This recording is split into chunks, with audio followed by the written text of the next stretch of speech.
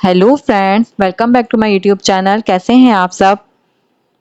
हमारा novel carpe DM और आज हम उसका पढ़ेंगे episode number 19, page number 478। Let's see आगे क्या होता है।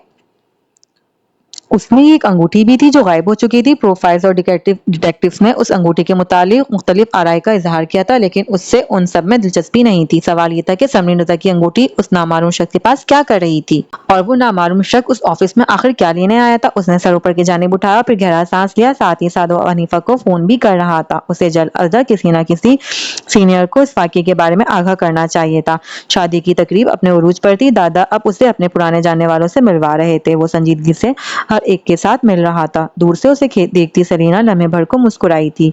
वो मुस्कुराता नहीं था और किसी अजनबी के लिए तो बिल्कुल भी नहीं, लेकिन वो उसे ऐसे भी कितना अच्छा लगता था। रद्दे अमल देने से मुकम्मल परहेज करता हुआ, गैर दिलचस्पी से एक जानिब बैठा हुआ। उसकी निगाहें थी कि उसने लम्हे भर को उसके जानिब देखा था। उसकी मुस्कुराहट गहरी हो गई थी। साथ ही साथ उसे हाथ भी हिलाकर दिखाया था, मेहंदी वाला जिस पर उसका नाम लिखा हुआ था। सामने मौजूद लड़के ने उसकी हरकत पर लम्हे भर को गहरा सांस लेकर सर हिलाया था, ऐसे जैसे कह रहा हो तुम्हारा कुछ नहीं हो सकता, लड़की सुधर जाओ। लेकिन लड़की थी सुधरना ही नहीं चाहती थी। वो उसे देखती रहना चाहती थी, आंखों में ढेरों चमक लिए उस बच्चे की माँ ने जो अपना सबसे पसंदीदा खिलौने को देखता है, जो उसकी पहुंच से बहुत दूर होता है, जो उसकी हैसियत से कहीं बुलंद होता है, जो उसके लिए होता ही नहीं। मुस्कुराहट आहिस्तगी से थम गई थी। वो अब अपने कमरे के दरवाजे में खड़ी थी। सामने मौजूद घर वाले उसे ऐसे नजरअंदाज किए हुए थे जैसे वो वहां मौजूद ही ना हो। उसकी आंखों में महरूमी की कई दास्तानें रकम थीं। खामोशी के बायस लब और आंखें साकित थीं। उसने दरवाजे की चौखट पर हाथ रखा। ताया के बच्चे और उनकी ईद की नई खरीदारी जैसे उसकी आंखों में धुआं सा भर गई थी। उसके पास पिछली ईद का सूट रखा था और वो बगैर कहे जानती थी कि उसे वही सूट पहनना था। महरूम से देखती आंखों में कई आंसू जमा होने लगे। अगर घराने इतने खुशहाल होते तो उसका घराना कहाँ था। वो इतनी मकरू थी कि उसे उन घरानों में रखा ही नहीं जा सकता था। घर वाले खाने के लिए उठ गए। उसे उनके साथ एक टेबल पर बैठकर खाने की इजाजत नहीं थी। वो पीछे छोड़ दिए जाने वालों में से थी। उसे कोई अपने साथ बिठाना पसंद नहीं करता था। वो खुद को आईने में कितनी ही पहरोतका करती थी। बिल्कुल खामोशी से उसे अपनी महरूम जात से उलझन सी होने लगी थी। उसने गहरा सांस लेकर बामुश्किल खुद को पिछली यादों से निकालना चाहा। उसकी आंखें गीली थी, नम सी। उसने आसपास निगाह दौड़ाई। फरजाना अब झुककर रबिया का माथा चूम रही थी। रबिया के लबों पर भरपूर मुस्कुराहट देखकर उसके दिल में तकलीफ सी होने लगी। साथ ही उसके वालिद खड़े थे जो रबिया को देखकर एकदम रोने लगे थे। वो रुखसत होने वाली थी और ये वो मंजर था कि उसकी धुआं धुआं होती आंखों से कई आंसू गिरा गया था। उसने चौंक कर जल्दी से रुखसार साफ किए, लेकिन कुछ ख्वाहिश अभी उसका पीछा नहीं छोड़ती थी। माँ ने उसे एहसन अली के घर लावारिसों की माने छोड़ दिया था। वो घर बहुत कम आया करती थी। उसे ये बात बहुत वक्त बाद समझ आई थी कि वो उसे छोड़ चुकी थी। इसीलिए ताया उसे यतीमी और मनहूस होने के ताने दिया करती थी। बाप की मोहब्बत और माँ की नरमी जैसे उसे को नसीब में थी ही नहीं। उसे याद था कि एक दफा ताई ने उसे मेहमानों के दरमियान रुखसार पर बेरहम सा थप्पड़ दे मारा था। उसी वजह याद नहीं रही थी। उसे बस जुर्म याद रह गया था। उसे याद था कि वो उस पूरी रात रोती रही थी। एकदम ही उसे सांस लेने में दुश्वारी हुई तो वो वहां से उठ गई। वो मजीद घरानों में यूं तना नहीं बैठ सकती थी। जिस तरह सब अपने अपने घरानों के साथ बरजबान थे, उसे अपना अब बहुत मिसफिट लग रहा था। वो उठकर वापसी के लिए कदम बढ़ा चुकी थी। उसका रुखसार सरदार के सफेद महल की जानिब था। उसका हल्क बहुत दर्द कर रहा था। उसे लगा वो मजीद अगर खुद पर जबर करती रही तो गला तकलीफ से फट जाएगा। वो जल्द अज जल्द वापस जाना चाहती थी। जिस शादी के लिए वो बहुत खुश थी, उस शादी में उसका दम पूरी तरह घुट रहा था। यासिर ने यूं ही निगाह फेर कर देखा तो सलीना नजर नहीं आई। वो हैरान हुआ, यहाँ तो वो किसी को जानती भी नहीं थी। कुछ पल बाद उसने सरदार से माजरत की और उसे फोन करने लगा। फिर उस जगह तक भर आया जहां वो चंद पहले बैठी हुई थी। वो इतनी जल्दी में उठकर गई थी कि अपना फोन कुर्सी पर ही छोड़ गई थी। उसने गहरा सांस लेकर फोन कान से हटाया। उसका फोन उठाकर हॉल से बाहर निकल आया। उसके कदम खुद ब खुद वापसी के लिए उठ रहे थे। जब वो दाखिल दरवाजा पार करने लगा तो किसी की हिचकियों पर ठहर गया। उसका हाथ डोर नोब पर ही था, लेकिन वो अंदर नहीं बढ़ सका। ठंडे लॉन्च में वो रो रही थी। वो आगे नहीं बढ़ सका, वहीं ठहरा रहा। वो रोती रही। उसने सेलिना को पहले कभी ऐसे रोते हुए नहीं देखा था। وہ بغیر وجہ کے نہیں رویا کرتی تھی اور ایسے تو کبھی نہیں روئی تھی۔ کچھ پل بعد وہ اسے یوں ہی چھوڑ کر سبزہ کی جانب واپس چلا آیا تھا۔ کئی لمحات بعد وہ بھی واپس چلی آئی تھی، اپنی بکھری سی حالت درست کیے، لبوں پر ہلکی سی مسکراہٹ سجائے۔ کسی نے اس کی غیر موجودگی محسوس نہیں کی تھی۔ اس نے کرسی پر بیٹھ کر آس پاس اپنا موبائل تلاش کرنا چاہا۔ ابھی وہ ادھر ادھر ہاتھ مارتی موبائل ڈھونڈ ہی رہی تھی کہ کسی نے اس کے سامنے موبائل کیا تو وہ چونکی۔ ایک نظر اٹھا کر دیکھا، وہ چہرہ جھکائے اسے ہی دیکھ رہا تھا۔ چند پل وہ دونوں ایک دوسرے کو پلکیں جھپکائے بنا دیکھتے رہے تھے۔ وہ روتی رہی تھی۔ یاسر کی سرمئی آنکھیں اس کی بھیگی پلکوں کو چھو کر بے حد خاموشی سے پلٹ گئی تھی۔ اس نے بامشکل مسکرا کر اس کے ہاتھ سے فون لیا تھا۔ یہ کہاں سے ملا تمہیں؟ نظریں چرا کر سوال کیا۔ وہ بغور اس کا چہرہ دیکھ رہا تھا۔ تمہاری کرسی پر رکھا ہوا تھا۔ اس نے سر ہلایا، پھر سامنے دیکھنے لگی۔ ربیہ کے آس پاس اب بہت سی لڑکیاں اکٹھا تھیں۔ کوئی اس کا لہنگا درست کر رہی تھی، کوئی اس کے بالوں کو چھو کر برابر کر رہی تھی، کوئی اس کے کان میں کچھ کہہ رہی تھی اور کچھ ہنس رہی تھی۔ یاسر اب بھی اس کا چہرہ بغور دیکھ رہا تھا۔ اس نے اسے بغور دیکھتے دیکھا تو چونکی۔ ایسے کیوں دیکھ رہے ہو؟ اس کے پوچھنے پر اس نے سر جھٹکا، پھر سر نفی میں ہلا کر اس سے ذرا فاصلے پر رکھی کرسی کھینچ بیٹھا۔ سیرینا کی طرح وہ بھی یہاں بہت لوگوں کو نہیں جانتا تھا۔ یہ تو سردار تھے جنہوں نے اسے بہت سے لوگوں سے متعارف کروا دیا تھا، نہیں تو وہ یہاں کسی کو بھی نہیں جانتا تھا۔ ربیہ کتنی پیاری لگ رہی ہے نا؟ اس کے پوچھنے پر یاسر نے سر ہلایا تھا۔ میں سوچ رہی ہوں کہ کیا ہر دلہن اپنی شادی پر اتنی ہی پیاری لگتی ہوگی؟ پتہ نہیں، مجھے تو سب ایک جیسی لگتی ہیں۔ اور اس نے گہرا سانس لے کر چہرہ اس کی جانب پھیرا تھا، پھر بے بسی سے ہنس دی۔ وہ سب الگ طرز کے لباس، میک اپ اور زیور کا انتخاب کرتی ہیں، ایسے میں وہ سب ایک جیسی کیسے لگ سکتی ہیں تمہیں؟ اس نے لا علمی سے کندھے اچکائے تھے۔ اسے واقعی نہیں پتا تھا۔ اچھا بتاؤ، کبھی کوئی لڑکی اچھی لگی ہے؟ نہیں سوچو تو صحیح کم از کم، اس نے اصرار کیا تو یاسر نے سوچنے کی کوشش کی، پھر سرنفی میں ہلایا۔ اچھا جولیا تو اچھی لگتی ہوگی تمہیں، کتنی خوبصورت ہے وہ۔ مجھے جولیا بالکل پسند نہیں۔ کیوں بھائی؟ بس نہیں پسند؟ کوئی وجہ تو ہوگی نا؟ کوئی وجہ نہیں ہے، میں نے اس پر کبھی سوچا ہی نہیں۔ اوہو یاسر، جب تم یہ نہیں سوچتے ہو کہ تمہیں کون سی لڑکی پسند اور کون سی ناپسند، تو پھر تم سوچتے کیا ہو آخر؟ اس نے چہرہ اس کے جانب موڑے پوچھا تھا۔ وہ واقعی جاننا چاہتی تھی کہ اس کے دماغ میں آخر چلتا کیا رہتا تھا۔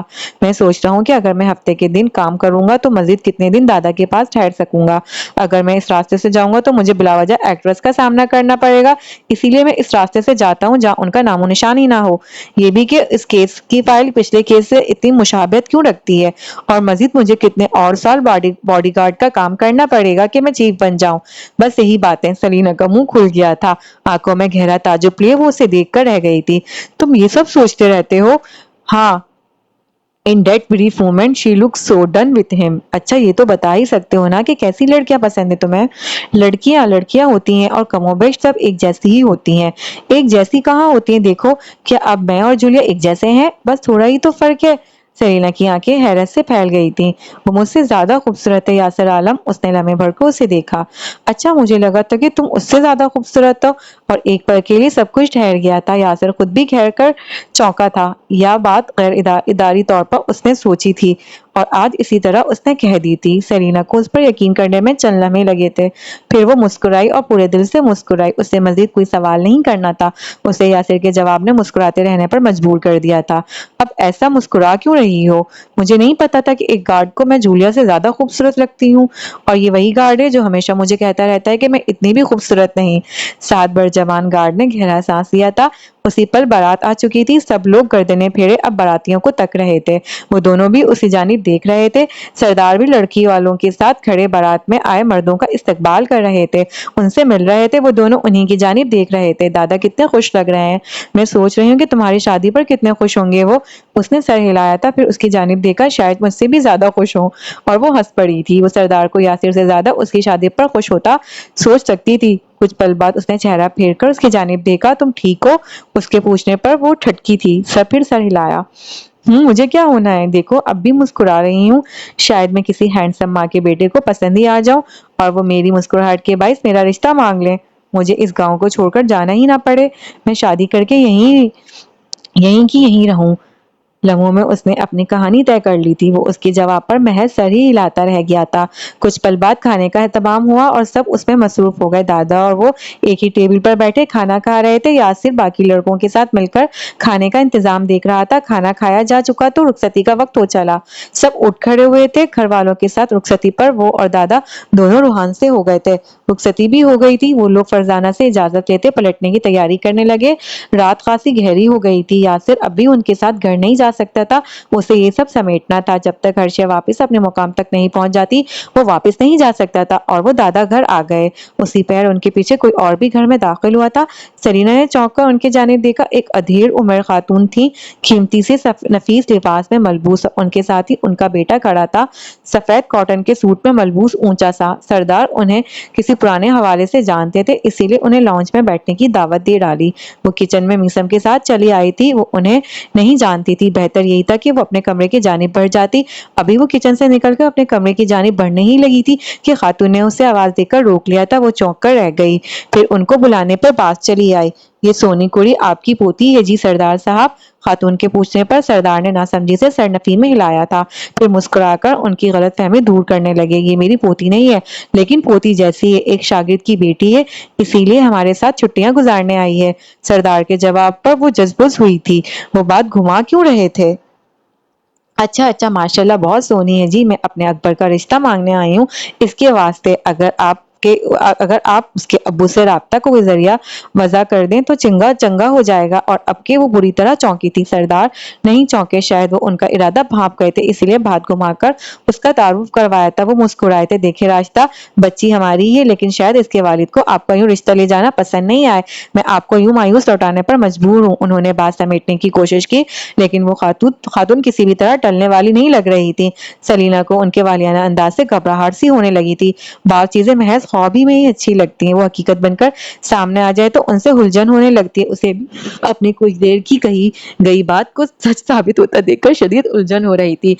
سردار جی ہم سے خود بات کر لیں گے، ہمیں بس ان کا رابطہ نمبر دے دیں، ہم جا کر ان سے اپنی بیٹی مانگیں گے۔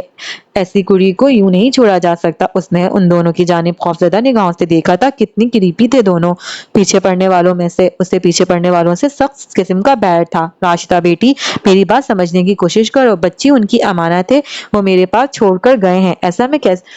ایسے میں اسے کسی بھی معاملے میں نہیں قید کر سکتا اور اس کے والد صاحب مجھ سے خفا ہوں گے۔ آپ اپنی جگہ درست ہیں، لیکن بہتر یہی ہوگا اس بات کو یہی ختم کر دیا جائے۔ لیکن وہ انہیں نہیں سن رہی تھیں۔ وہ اب ان کی جانب مسکرا کر مزید کوئی بات کہنے لگی تھی کہ اسی پہر داخلی دروازے پر سے یاسر داخل ہوا۔ وہ سارے دن کا تھکا ہوا لگتا تھا۔ لاؤنج میں برجمان لوگوں کی جانب ایک نظر سوالیہ سا دیکھا، پھر آگے بڑھ آیا۔ یہ کون لوگ ہیں دادا؟ وہ اب سردار سے سوال کر رہا تھا، ماتھے پر پڑ ڈال کر، جیسے ان کا یہاں آنا بہت برا لگا تھا۔ یہ بیٹے، یہ راشدہ آصف ہیں، آصف اقبال صاحب کی بیگم، اور یہ ان کے بیٹے ہیں۔ یہ ان کا ہاتھ مانگنے آئی ہیں سلینا کے لیے۔ اس کی آنکھوں نے سلینا سے اس خاتون اور خاتون سے اس کے صاحبزادے تک سفر کیا تھا۔ ماتھے کے بل گہرے ہو گئے، آنکھوں کی چبھن بڑھ گئی۔ اس نے اگلے ہی پل سردار کی جانب دیکھا، اور آپ نے کیا جواب دیا انہیں؟ میں نے سلینا کے والد کی خفگی کے متعلق بتایا، لیکن وہ خود ان سے بات کرنا چاہتی ہیں۔ کیا آپ نے انہیں اصل وجہ نہیں بتائی دادا؟ وہ یکدم جیسے بہت حیران ہوئے۔ سردار چونکے اور پھر یکدم سنبھلے۔ انہیں یاسر کا ساتھ دینا تھا۔ نہیں بیٹے، میں نے انہیں اصل بات نہیں بتائی، تم بتا دو نا۔ وہ سب ان دونوں کی جانب دیکھ رہے تھے۔ آخر ایسی کیا اصل بات تھی جو ان دونوں کو پتا تھی اور سلینا کو نہیں پتا تھی؟ اگلے ہی پل یاسر ان کی جانب گھوما تھا، سرمئی آنکھوں میں ڈھیروں ناگواری لیے۔ سلینا میری بچپن کی منگیتر ہے، اور یہ آیا پلاٹ ٹوئسٹ۔ اسے سمجھ آ گیا تھا کہ وہ کیا کر رہا تھا۔ منگیتر؟ لڑکے کو جیسے اس کا لفظ بہت گرا گزرا۔ کیا آپ دونوں شادی کا ارادہ رکھتے ہیں؟ ظاہر سی بات ہے بے وقوف، ہم شادی کا ارادہ رکھتے ہیں، جبھی تو منگنی اب تک رکھی ہوئی ہے۔ جب بچپن کی منگیتر ہے تو اب تک شادی کیوں نہیں کی؟ تم سے پوچھ کر نہیں کریں گے، ہماری جب مرضی ہوگی تب ہم شادی کریں گے۔ اس نے ایک نظر سلینا پر ڈالی تھی۔ وہ مشکل اپنی ہنسی ضبط کر رہی تھی، اور اس میں بری طرح ناکام بھی ہو رہی تھی۔ یہ آخر کس قسم کی مضحکہ خیز حالات تھی؟ کیا لڑکی آپ سے شادی کرنے پر راضی ہے؟ لڑکے نے پھر سوال کیا تھا۔ یاسر نے خود کو چنگارنے سے باز رکھا۔ نہیں، ہم لڑکی سے رضامندی کے متعلق نہیں پوچھتے، ہم انتہائی ظالم لوگ ہیں۔ لیکن لڑکی ایسا ظلم خود پر کروانا چاہتی ہے، وہ اس ظالم سے شادی کرنا چاہتی ہے۔ وہ بھی آگے بڑھائی، پھر اس کے ساتھ آ کھڑی ہوئی۔ دادا نے پلٹ کر ان دونوں کی جانب دیکھا تھا۔ ایک زبردست سا کوندا لپکا تھا ان کے ذہن میں۔ سردار جی اگر یہ لڑکی اس لڑکے کی بچپن کی منگ تھی تو آپ کو ہمیں پہلے بتا دینا چاہیے تھا، خواہ مخواہ اتنی بدمزگی ہوئی۔ وہ اٹھ کھڑی ہوئی تھی، دادا بھی اٹھ گئے۔ مجھے تو خود اس منگنی کے متعلق ابھی پتہ چلا ہے، ہم ایک دوسرے سے بہت راز رکھنے والا گھرانہ ہے۔ ہم شادی والے دن ہی بتاتے ہیں کہ ہمیں کس سے شادی کرنی ہے، بلکہ ہم شادی والے دن بھی بتاتے ہیں کہ ہمیں شادی کرنی ہے، اس سے پہلے نہیں۔ اب خاندان کی روایتیں ہیں، بھلا کیا کیا جا سکتا ہے۔ سردار کہاں پیچھے رہنے والے تھے، خاتون نے ان کی توجہ پر بے یقینی سے ان کی جانب دیکھا تھا۔ بڑے ہی عجیب لوگ ہیں آپ سے کم خواہ دوسروں کی منگیتر کا رشتہ اپنے لیے نہیں مانگتے۔ یاسر نے پیچھے سے جلی کٹی ہونک لگائی تھی۔ وہ لوگ دکھتے جھکتے جا چکے تھے۔ سرینا اور دادا پیچھے ہنس رہے تھے۔ یاسر انتہائی بیزاریت سے صوفے پر آ بیٹھا تھا، پھر ان دونوں پر ایک نگاہ ڈالی۔ وہ ہنستے ہنستے دوڑے ہوئے جا رہے تھے۔ انتہائی ظالم لوگ، بچپن کی منگیتر، اف، اس کا ہنس ہنس کر برا حال تھا۔ دادا نے اصل بات نہیں بتائی، دادا کو خود پلاٹ ٹوئسٹ پتہ نہیں تھا۔ مجھے اندازہ نہیں تھا کہ سلینا اس سین میں تمہاری بچپن کی منگیتر تھی، سردار نے ہنس کر کہا تو سلینا اور میسم پھر سے ہنس دیے۔ وہ ان لوگوں کی جانب دیکھ رہا تھا، اس کے تاثرات ایسے تھے کہ واللہ اسے سمجھ نہیں آ رہا تھا کہ آخر اس سب میں اتنا ہنسنے والی کیا بات تھی۔ کباڑہ کر کے بس ہنسا کریں آپ لوگ۔ اچھا تو کباڑہ کر کے رونا بھی ہوتا ہے، سردار کی جانب سے جوابی جملہ آیا تھا۔ اس نے گہرا سانس لیا، پھر ایک نظر آنکھوں سے آنسو صاف کرتی سلینا کی جانب دیکھا۔ ہنسنے کی وجہ سے اس کی آنکھیں بھیگنے لگی تھیں۔ اگلے ہی پل سردار کو پنچایت کے کچھ لوگ بلانے چلے آئے تو وہ باہر کی جانب بڑھ گئے۔ کل ربیہ کا ولیمہ تھا اور وہ بھی اس کے ساتھ ہی اٹھی تھی۔ رات گہری ہو گئی تھی، وہ اپنے کمرے کی جانب بڑھ رہی تھی کہ لمحے بھر کو اسے آواز دے کر روکا۔ وہ جو زینوں پر تھا رک گیا، لمحے بھر کو پلٹ کر اسے دیکھا، وہ پاس چلی آئی تھی۔ میرا ظالم منگیتر بننے کے لیے بہت شکریہ، میں متجسس ہوں کہ مستقبل میں مزید تم میرے لیے کیا کیا بنو گے۔ یہاں پر اصل ظالم کون ہے کیا میں بتاؤں تمہیں؟ اس کی ٹھنڈے سے طنز پر سلینا نے مسکراہٹ دبا کر دونوں ہاتھ اٹھاتے ہوئے اسے مزید کچھ بھی کہنے سے باز رکھا تھا۔ میں تو بالکل نہیں ہوں، اتنا میں جانتی ہوں۔ تم اتنا بھی کیوں جانتی ہو؟ آدھا علم زہر کے مترادف ہوتا ہے۔ اچھا یاسر صاحب، آپ باڈی گارڈ ہونے کے ساتھ ساتھ فلاسفر کب سے بنے ہیں؟ جب سے انتہائی سمجھدار ایکٹریس کے ساتھ کام کرنا شروع کیا ہے، لبوں کو سختی سے بند کر کے مسکراتے ہوئے کہا تھا۔ اس نے مزے سے کندھے اچکائے تھے، پھر اسے نظریں اٹھا کر دیکھا۔ وہ اس سے 2 زینے اوپر کھڑا تھا۔ پتہ ہے مجھے کچھ پل پہلے ہی اندازہ ہوا ہے کہ بعض خواب محض خواب ہی رہنے چاہیے، وہ اگر حقیقت کا روپ دھار لیں تو ایک بھیانک صورت اختیار کر لیتے ہیں۔ نمرا احمد ٹھیک کہتی ہیں، بعض فینٹیسیز صرف فینٹیسیز رہنی چاہیے، اگر وہ اصل میں واقع ہو جائیں تو ٹریجڈیز ثابت ہوتی ہیں۔ مجھے لگ رہا ہے کہ شاید واجد حسن کو بھی ایک فینٹیسی ہی رہنا چاہیے تھا۔ میں نے اسے حقیقت میں پانے کی کوشش کی اور اپنی ہی آنکھیں زخمی کر لی۔ بعض خواب اگر حقیقت بن جائیں تو انسان کی آنکھیں تک زخمی ہو جاتی ہیں، بھلے ہی ان خوابوں کا وجود کتنا ہی خوبصورت کیوں نہ ہو، وہ آپ کے لیے نہیں ہوتے۔ آپ ان خوابوں کو پانے کی حیثیت نہیں رکھتے۔ یہاں وہ لمحے بھر کو ٹھہری تھی، اسے آنکھیں اٹھا کر دیکھے، پھر ہلکا سا مسکرائے۔ مجھے اندازہ ہو گیا ہے کہ ہر جگہ میں ہی قصوروار تھی۔ ماریا ٹھیک کہتی ہے، مجھے اپنی اوقات سے بڑے خواب نہیں دیکھنے چاہیے تھے۔ وہ چند پل اسے دیکھتا رہا تھا، پھر ایک دم نیچے اترا، اس کی شہد رنگ آنکھوں میں دیکھا۔ بعض دفعہ لوگ آپ سے ایسی باتیں محض اس لیے کرتے ہیں کیونکہ وہ جانتے ہیں کہ آپ واقعتاً ان خوابوں کو پانے کی حیثیت رکھتے ہیں۔ وہ ڈرتے ہیں، خوفزدہ ہوتے ہیں کہ کہیں آپ واقعی اس خواب کی تعبیر حاصل نہ کر لیں۔